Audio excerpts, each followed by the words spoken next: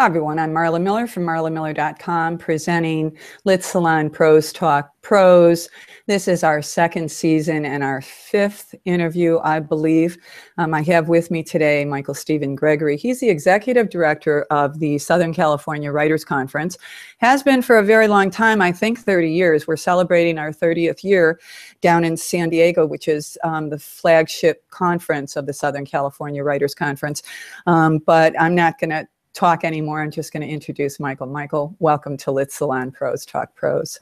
Thank you, Marla. Good to see you. Very good to see you, as always. So we've got a conference coming up over President's Day weekend. Would you first just give a little bit of an overview of what this conference will offer? And then I'd like to chat a little bit about the value of going to conferences. All right. Well, as you said, the San Diego conference is going into its 30th year. This will be our 30th annual. In between the San Diego conference and one we do up in Irvine, as well as periodically we'll do in Palm Springs. This will be our 47th conference in 30 years. Is that right? Wow. And of course, what's unique about the conference is our focus historically has been craft. Craft is everything. That's our emphasis, and that's what our workshops are primarily geared to, addressing the needs of writers where they are right now and facilitating how they can get to where they want to be. Mm-hmm. And Michael, do you remember when you first started? I don't think I've ever asked you this before. I should tell our listeners that I've known Michael for a long time, and I'm honored to be teaching at the Southern California Writers Conference, and have been since, I believe, 2005. But Michael, you've been there from, I think, the beginning. How long have you been with this conference? I came in on the third year. Wow. And it was founded by author Betty Albers in 1986. I guess I came in 88, actually. And have been with it ever since, all these years. And you, by the way, you came in 2005. I believe San Diego 19 was your first conference with it. Yeah, and that one was, gosh, I think that one was in Los Angeles. And then I just kept nudging you and asking you every time a conference came up if you had any room for this workshop leader, and you haven't said no yet, and I'm very grateful for that. You've been with everyone since. I haven't missed one. Michael, talk to us about why it's important for writers, especially entry-level writers, to find a literary home like the Southern California Writers Conference. Why bother doing that? Well, the fact is the majority of emerging writers or writers just starting out, they're working in isolation. They don't have empirically qualified feedback on the material they're working on. They don't know whether or not it's really good, whether they're actually communicating the story in their head to strangers across the page. And that's essential, especially in a publishing industry like we have today, which is changing so quickly. And you see constantly with the ease of publication as it is, a lot of writers eschewing traditional paths to publication and electing instead for premature e-publication, only to discover that their book was not in any way ready for prime time. So it's important to engage in a community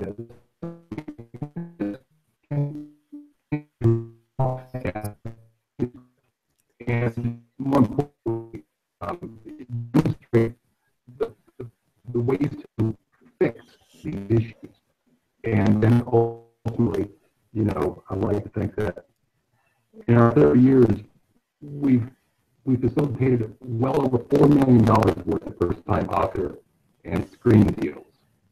A lot of that is a result, not of the Cinderella stories that you generally hear at a conference. An agent sees a manuscript and it's a done deal right there, and they head back to New York and sell a book. That has happened, but that's a Cinderella story. The majority of the success is a direct result of relationships that were forged at the conference and that extend beyond the end of any conference weekend. Some of these manuscripts take several conferences to get to where they're commercially viable, and you need a passionate advocate to recognize the potential of such a book, and then be able to, embrace that potential for the long term. And that's something I think we're especially good at. I would totally agree with that. And we're having a little bit of trouble with audio on your end, Michael. If we continue to have that trouble, I'm going to stop this. And if it's okay with you, launch another interview, because sometimes it's just a matter of getting out of one and getting back into the other. How is my sound on your end? You've been clear all the way through. Okay. Okay. I'm having some trouble with you, and I think it has to do with connectivity out here. But your point about finding a writer's home. Here's what I've been hearing from especially the new writers, the indie published writers, the writers who are going through vis-a-vis the Amazon and the Smash book, et cetera, create space. They're going down that road, which is cool. I totally support that. But I think what I'm hearing from them is that they're getting their material vetted by peers. And here's what I can't really say this enough. It's the blind leading the blind, folks. If all you're doing is sitting in writing groups and perhaps even being the best writer in that group, you go to conferences to hang out with people who are just damn better than you are. They just are. And they also have the experience to be able to give you feedback in a constructive way that doesn't diminish your worth as a writer. And that's what you get at a writer's conference, that you may get in a writing group, you may not. Would you agree with that, Michael? Yeah, one of the things that makes us unique is our, again, emphasis on craft, but the inordinate amount of reading critique sessions that we conduct. Empirically qualified feedback from writers who have established themselves, editors who have established themselves. That's what every writer needs. And I entirely agree with you. Yeah, sure, you might be the best writer in a group of unpublished writers. That doesn't mean that you're ready for prime time either. In fact, if anything, if you are here's what I tell writers all the time, and they kind of look at me a little crazy. If you are the best writer in your writing group, quit that group and go find one where you're not the best writer, because you're not going to learn anything, and your ego is being fed. And I use a story that happened to me way back in the day when I was writing my first novel. It was medical centered, and I was in this Laguna Beach writers group, and I was the best writer among them. I just was. It wasn't that I was going, oh my God, I'm the best. I just happened to be the best writer there. Right. I needed that affirmation so badly because it was my first venture in fiction. I stayed with that group, and I literally wrote the first draft of a novel to that group's taste buds. And at the end of it, I was thrilled because this group thought I was going to be the next Susan Isaac. And guess what? I got rejected from every single agent that I sent it to. Why? It was a draft. And I happened to be writing the best draft of in this group of 8 writers for over, a year. And so until you get your butt to a writer's conference and you read that same stuff in a group with a workshop leader and writers who may be as good as you, maybe better than you, maybe worse than you, you're really doing your writing, your craft a disservice. Absolutely. I mean, it's too often the case where you write to a level that's good enough. Good enough. But not as exceptional as it needs to be. Exactly. And one of the things that you say often at the SoCal Writers Conference is shoot for exceptional. Yeah. I mean, that's what we're all about. So let's talk about the one of the other reasons why I launched LitSalon Prose Talk Prose is because if writers don't go to a writers conference, I wanted this to at least be a facsimile of what listening to a keynote speaker might sound like. And I love keynote speakers. I never miss keynote speakers if I can help it, because you never know what kernel you're going to get from them, and you always get something.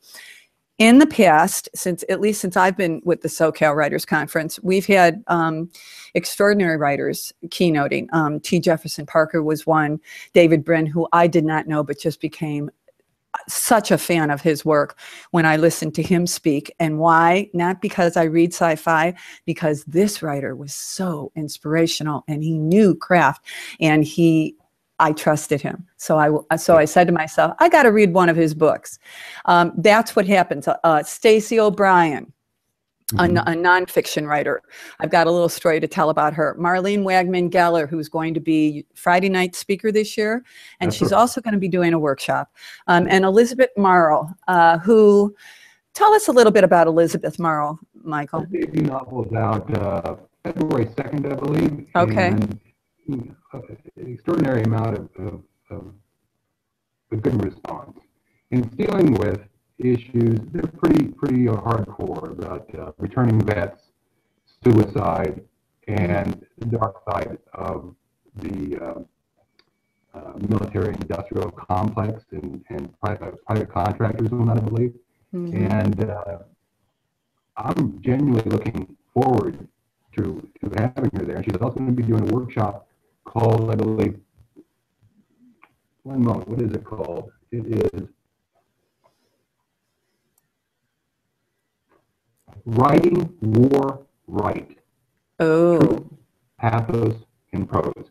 Because you know, a lot of people are tackling subjects, very sensitive subjects of warfare and PTSD and different aspects of service without really knowing what they're talking about. And you know, those who are dealing with some of these very, very raw issues and writing them down, and thankfully a lot of vets are doing this too, need to give themselves permission not only to deal with some of this terribly painful, traumatic stuff, but do it in such a way that that communicates effectively to the reader. And you know, it's a very fine line between being exploitative and being cathartic. You know. You bet. So I know that Betsy's going to be doing a workshop on that, and I believe she's going to have some cohorts with her to address it, because it's one we've been asked about. And you know, what we do these sessions, these writing for real sessions, for instance, that are involve both sides of the badge in law enforcement. And what we're doing 4 of those workshops at the San Diego conference, it's like what we deal with in those periodic workshops that I believe Betsy's going to be dealing with specifically regarding you know, war service. Terrific. I know that the San Diego Writers Conference is known for dealing with stories that have to do with law enforcement, and authors on both sides of that issue have been at the Southern California Writers Conference, been published after being supported by the Southern California Writers Conference. I must mention Wes Albers, who's the director of the Southern California Writers Conference. His book, Black and White, his novel, if people haven't read it, they really should. It's just terrific. I inhaled it. And Wes has been with the conference for a very long time. Tell us a little bit about Wes, the writer, and then Wes, the law enforcement.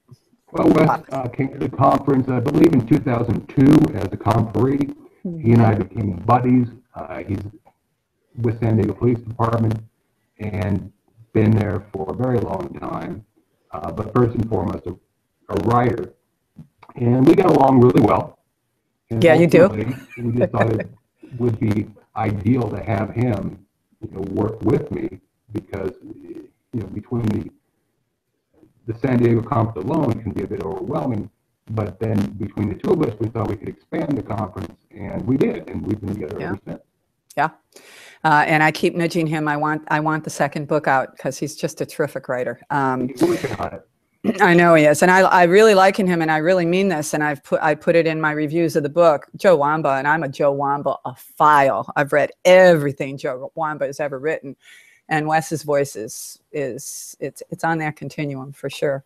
Well, it's important to have a voice, and you're right. Wes does have a very unique voice. In fact, he sure voice does. is so important and so overlooked so often by so many when they're starting out, that we have a Frederick Ramsey, very prolific novelist. Good. Who came out of the conference, as you know. He's been a workshop leader for many years now. He's doing a needed workshop on authorial voice, you know, finding it, making it your own, because so many people really are devoid of a unique voice. And at the end of the day, you know, next to a story, voice is what makes you valuable. Yeah, I'm of the opinion, and it's probably because I have I have one. That voice for a writer is everything. If you don't have a voice, then for me, you're just writing journalistic words. Voice really drives the engine of everything that you do. And when I say that, that's my opinion. It's shared by some fairly notable writers, you know, far more than I will ever be, but I've learned it from them. And one of the things that I do believe, not to harp on indie writers and their inexperience, but I have sat in many of indie writer workshops and talked about voice, and they didn't know what the hell I was talking about. Yeah. So it's another reason to come to find a literary home like the SoCal Writers Conference and show up every year, and then go home, and you'll have a stack of, I guarantee you'll have a stack of book titles about craft that you'll have to go and buy, or at least rent from or take out from the library, because there's so much to learn about craft, as we talked about at the beginning of this interview.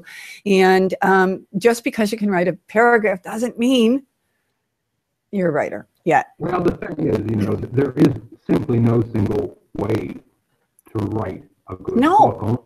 Infinite number of wrong ways. The thing is, you got to find your way. Exactly right. It's not necessarily an easy thing to do, regardless of what potential of a good story idea that you have. That's exactly different between like your story, the first draft and a draft that was commercially viable. Exactly. Want to talk a little bit about, since we're talking about finding voice, I mentioned StacyOBrien. She is a very well-known nonfiction author of Wesley the Owl, and she is a child.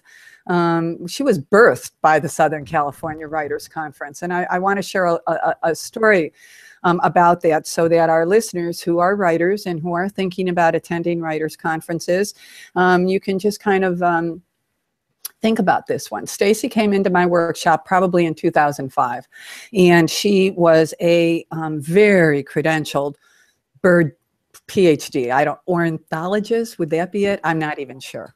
But Stacy had this very unique story.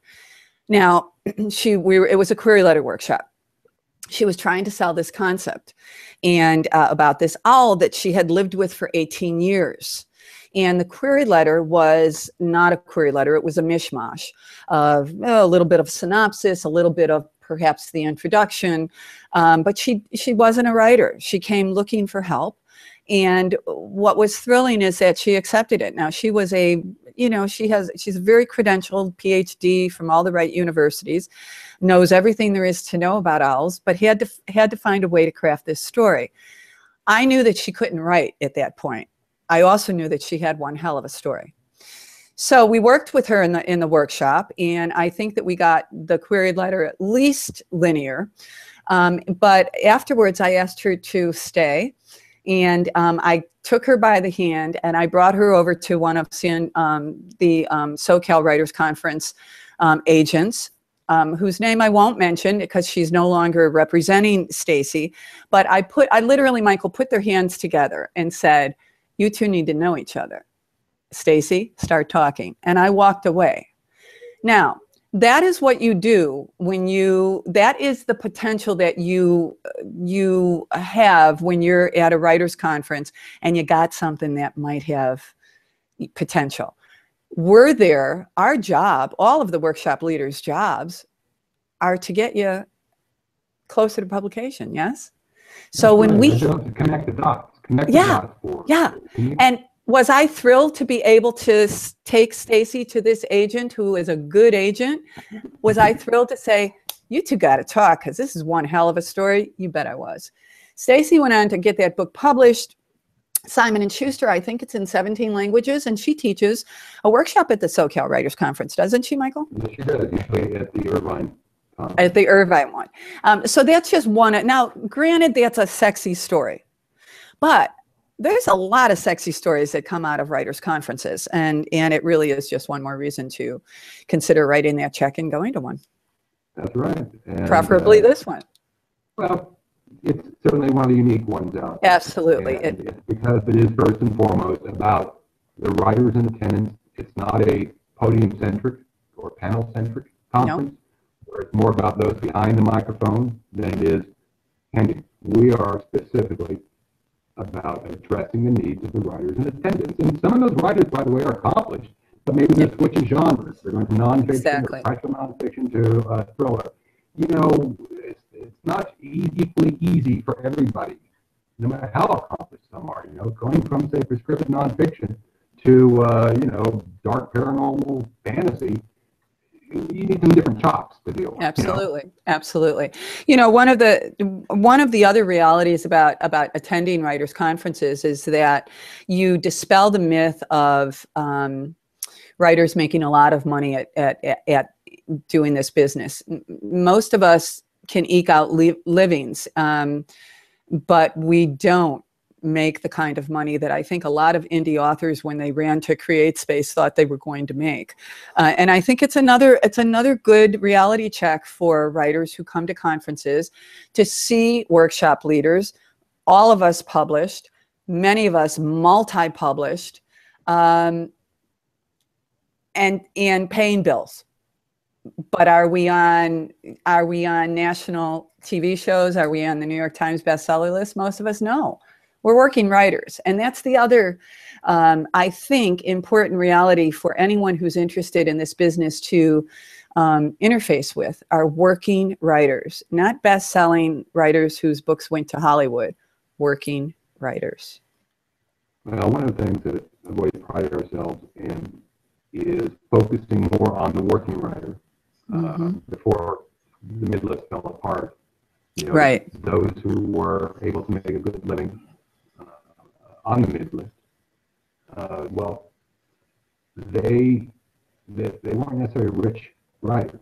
That's right. They were able to make a living, go to college, get a house, all that. Well, that world changed. But one of the things I've been real proud of is these days, I made this change about 12, 13 years ago, maybe longer, is putting the emphasis when it comes to special guest speakers and whatnot, not on the big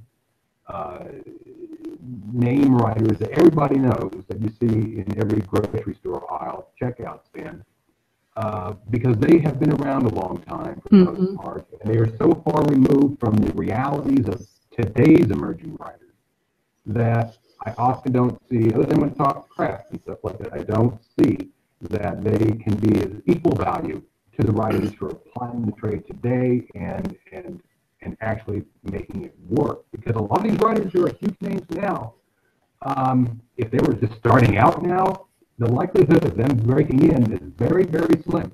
Very slim. Very slim in today's market. One of the writers that's going to be at the Southern California Writers Conference is MarleneGeller, and I had the pleasure of interviewing her at LitSalon Talk Prose a couple of months ago. So I'm thrilled, and she's a San Diego writer. Here's a working writer. Marlene's story, which I'm sure she'll tell in the keynote, but again, another inspirational story from a working writer who has a day job teaching, who has written book after book in her genre, and only now, and I'm not going to give anything else away, but after her fourth book, which I gobbled up, about the unknown, the women behind famous and infamous men. It's fabulous. Really just loved it. Her fifth book with this publisher is the first one that she's getting in advance. And it's because the other four have built her platform sufficiently that these books are starting to really cook. And it's taken her 4. Now, that's the reality of a working writer's life. Yeah. You know, it just is. And most of us are teachers or you know, we're doing whatever we're doing. It's like, I liken it to actors.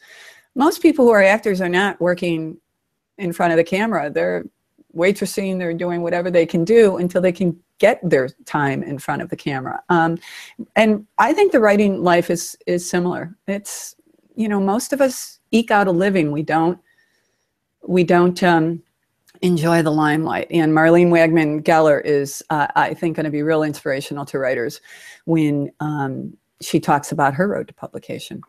And everybody's path to publication, whichever route they're pursuing, the traditional or going indie. Right. Everyone is unique unto itself. And the great thing is, you were talking about how you enjoy keynote speakers. You never know.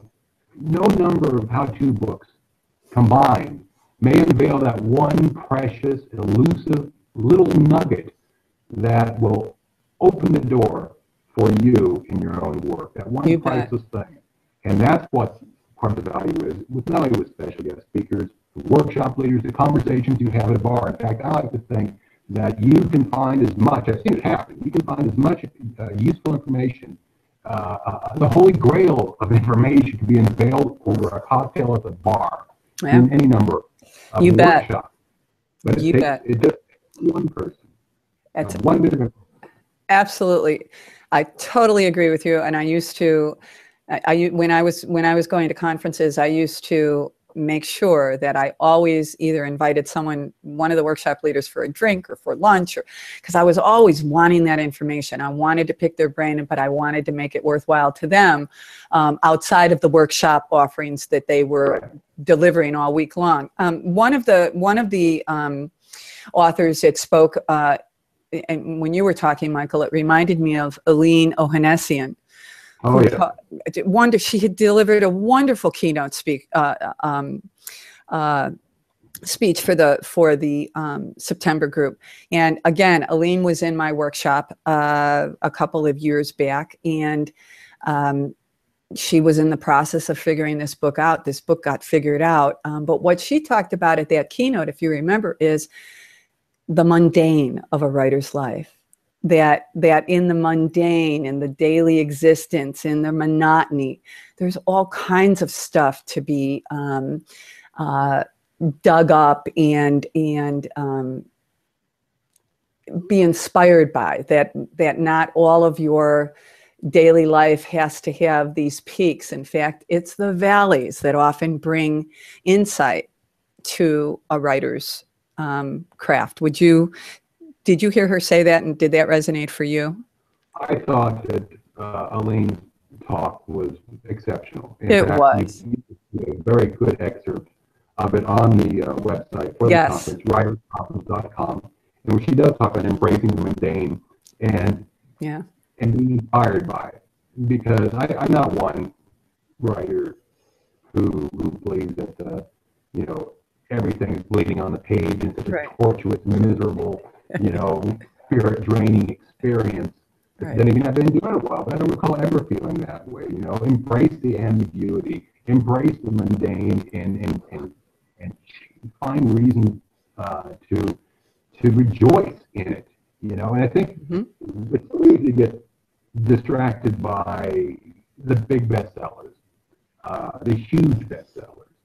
If that's what's truly motivating you to write, you're in the wrong business. You are in the wrong business. And again, I'm gonna kind of wrap this interview up, Michael, because I've taken a lot of your time, but I'm gonna wrap it up by going back to voice. If you're one of those writers who is thinking that you can write a bestseller, I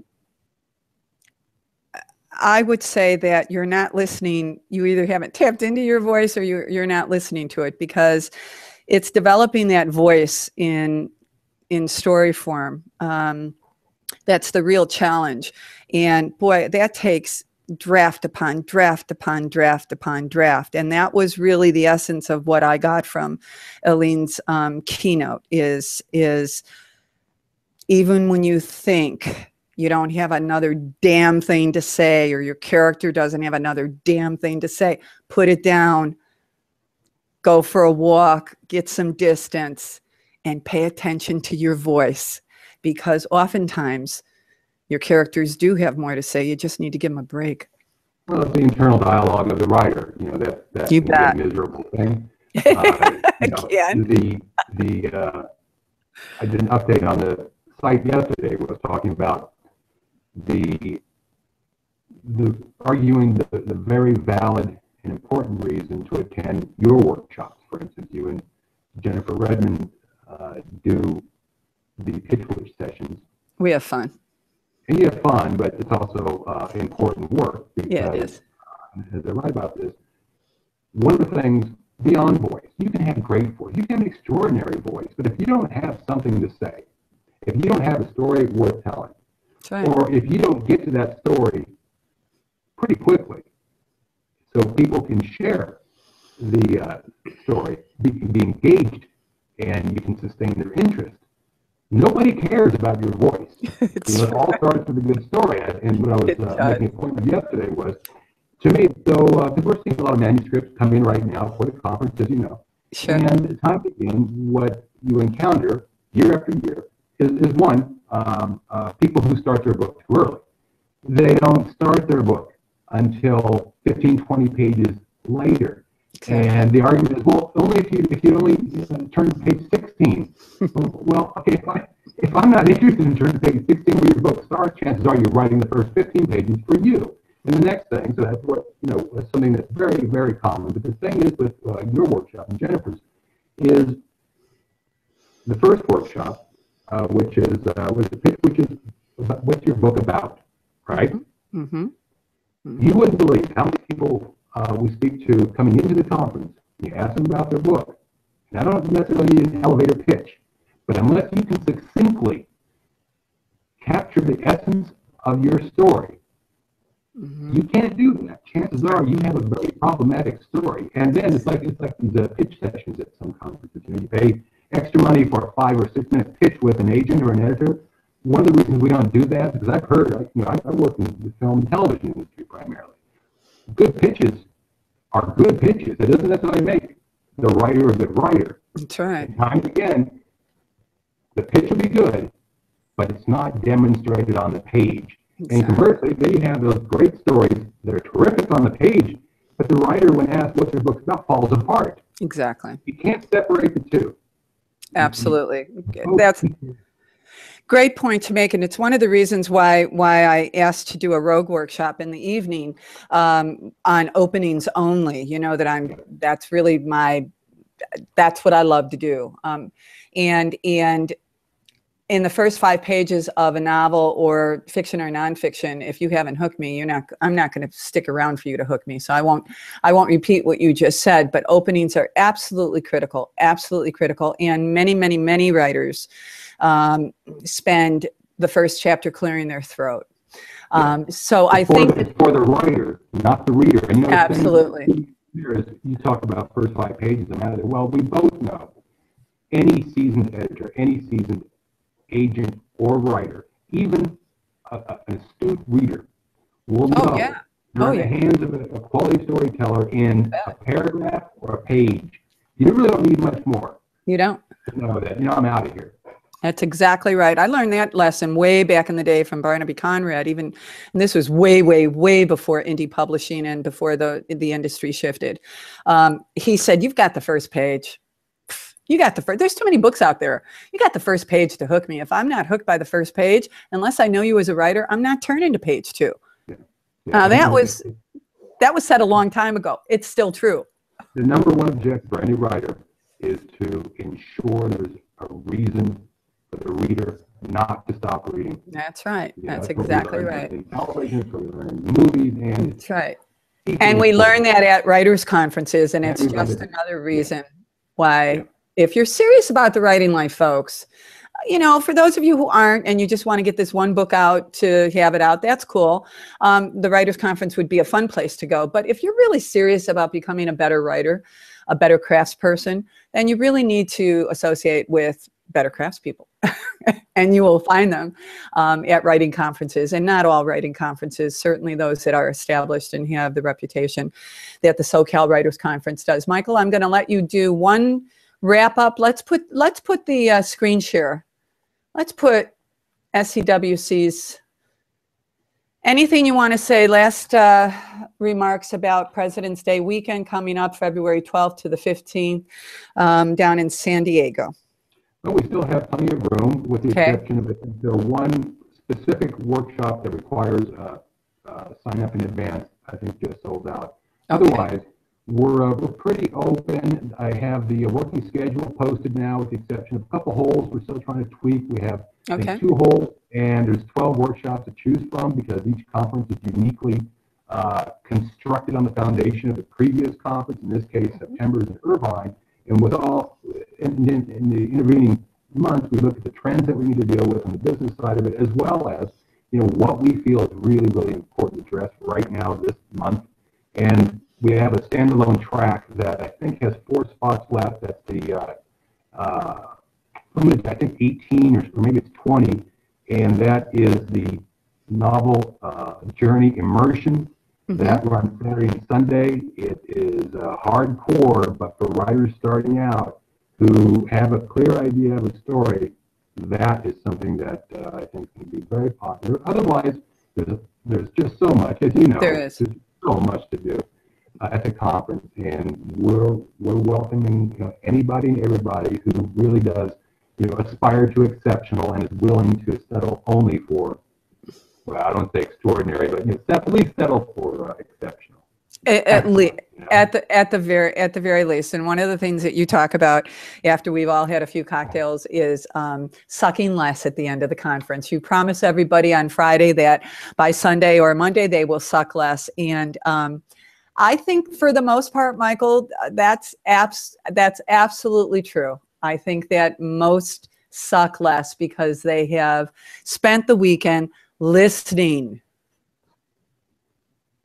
Listening is everything. I mean, it's everything. In all seriousness, aim for excellence, settle for exceptional. Absolutely. From mediocre. There's plenty of mediocre out there, and the whole thing that we do, our mantra is suck less. Okay, true, suck less. But we know that one thing I want to hit on that you mentioned.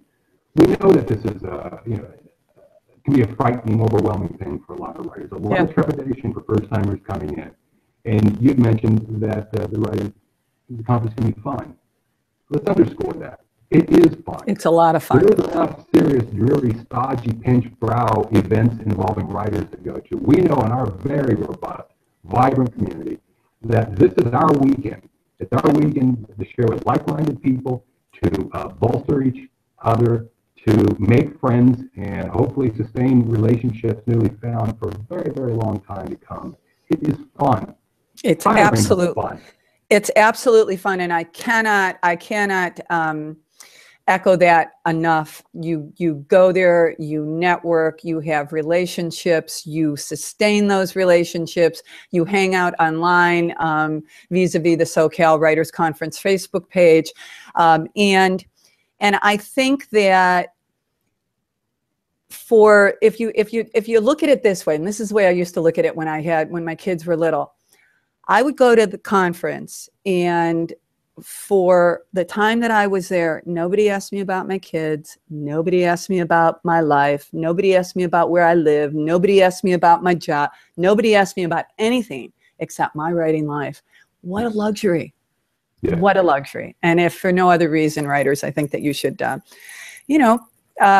consider saving your pennies if you're on a budget and get thee to the SoCal Writers Conference. Michael, thank you so much for appearing once again on LitSalon, Prose Talk Prose. I will be seeing you very soon. And I look forward to it in 2 weeks. I always look forward to hanging out with the Southern California Writers Conference folks, my tribe. To those who have been listening, thanks for tuning in to LitSalon, Prose Talk Prose. We're getting there. I'm trying to get this out there more. I want to interview a lot more authors because I think that there's room for LitSalon, Prose Talk Prose, and I hope you make some room in your life to listen to it at the end of the day with perhaps a glass of wine or your favorite beverage of choice. Again, Michael, Stephen, Gregory, thanks so much. And to our listeners, be well and keep writing.